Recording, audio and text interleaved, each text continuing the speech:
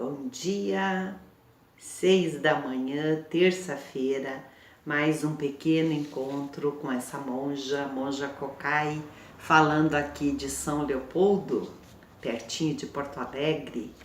Muito bem, alegria estar aqui com vocês. Hoje a gente vai falar um pouquinho sobre a mente desperta. No budismo se diz mente Buda ou mente iluminada. Vocês sabiam que Buda é um título que quer dizer desperto? E você sabia que todos nós temos direito, desde nascença, o direito de nascença, à mente desperta? E existem muitos caminhos para se acessar essa mente. Nós, budistas, temos alguns caminhos que a gente já trilhou e já vivenciou, e aí podemos compartilhar, né? Apontar caminhos, mas a gente só aponta caminho. Cada um deve viver e experimentar esse caminho, ver se é bom para você, porque existem muitos caminhos, né? Como se diz, na casa do meu pai há muitas moradas. Então cada um vai viver, vai escolher e vai trilhar e ter a sua experiência. Experiência para quê? Para que a gente possa avançar nessa vida, nessa fluidez da vida que está sempre mudando, que as coisas sempre estão acontecendo, há uma impermanência que permeia tudo, que a gente não consegue agarrar nada, porque tudo é fluidez, né? Um dia a gente é jovem, no outro dia já está velhinha, está com cabelo branco. Um dia aquele balcão ali atrás foi um armário onde eu guardava louça, e hoje ele é um balcão, é um altar, não é mais só um balcão. Mudou, já mudou. Amanhã depois, sabe-se lá, se os cupim descobrirem ele, para eles não é um balcão, para eles é comidinha, já mudou também. E assim essa fluidez. E aí, como que a gente acessa essa mente Buda? Essa mente desperta? E o que é uma mente desperta? É uma mente sábia, que a gente vai adentrando sabedoria, que é diferente de conhecimento. Sabedoria para fazer dessa nossa única existência uma existência plena de significado e que a gente possa contribuir, né, para um mundo melhor. Então, como que a gente faz isso? Quais são os caminhos que eu, enquanto uma professora do Zen Budismo, posso apontar? Porque eu sei que para mim funcionou e que talvez para você também funcione. Então, alguns caminhos que a gente pode apontar, né, e recomendar, né, são que a gente pode e deve desenvolver nessa vida. O que a gente desenvolve? A gente desenvolve, desempenha tantos papéis diferentes, né? Ora a gente está no papel de professor, de professora, ora de mãe, esposa, né? A gente vai construindo a nossa identidade profissional, né? E a gente pode ir transcendendo tudo isso e contribuir com outros valores, com outras possibilidades, para que as pessoas possam ter, não só você, mas as outras pessoas,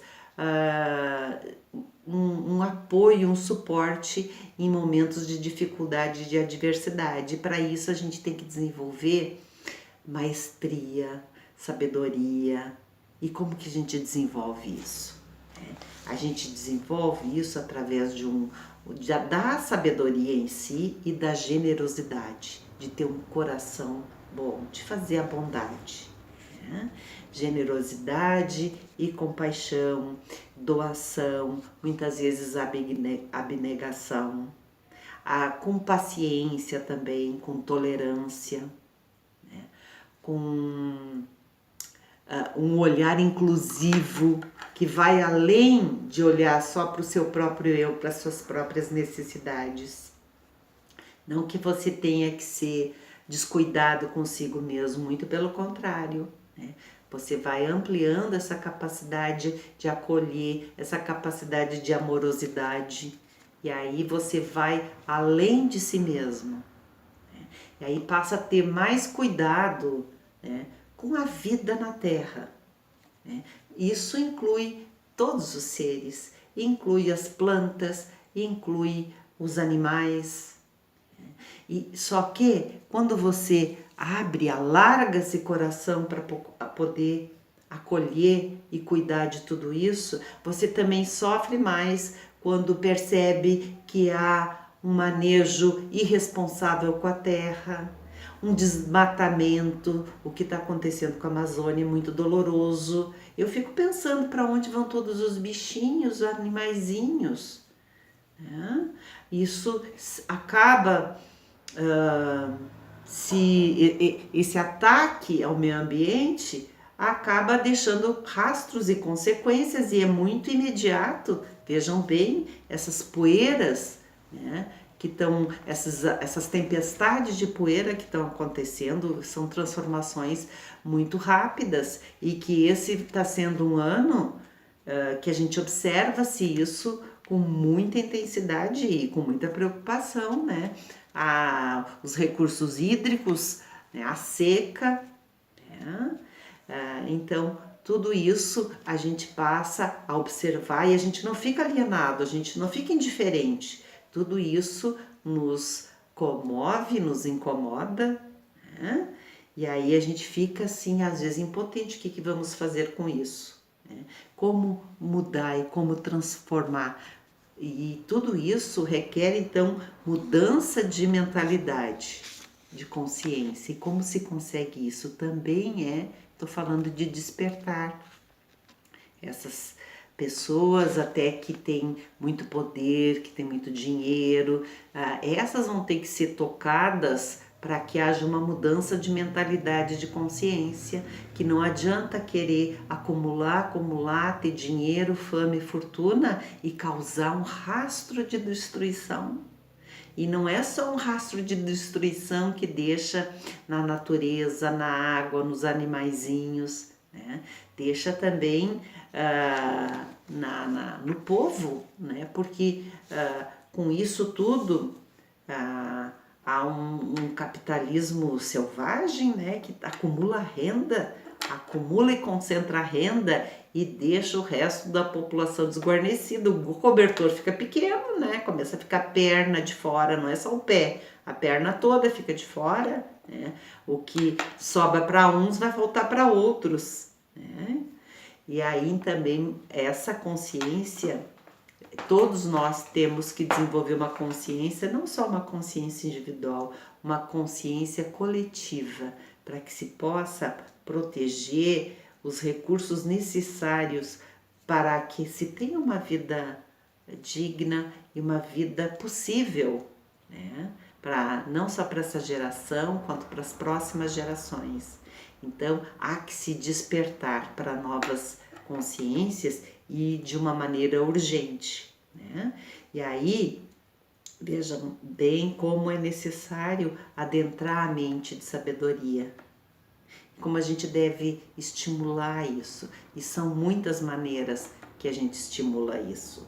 Se estimula isso através de uma boa educação, acesso a estudo de qualidade, que as escolas públicas continuem investindo em educação. Essa semana teve o Dia do Professor, né?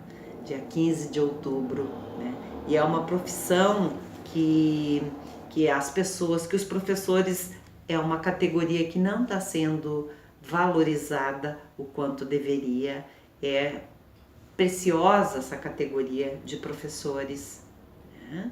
Que a educação depende dos professores. Inclusive no Japão tem uma tradição, é tanto respeito pelo professor, que o imperador faz reverência.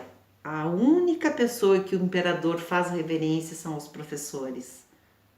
Tal é a importância dessa categoria na organização de uma sociedade. E sociedades, quanto mais investe em educação, mais são sociedades que evoluem, que evoluíram, né?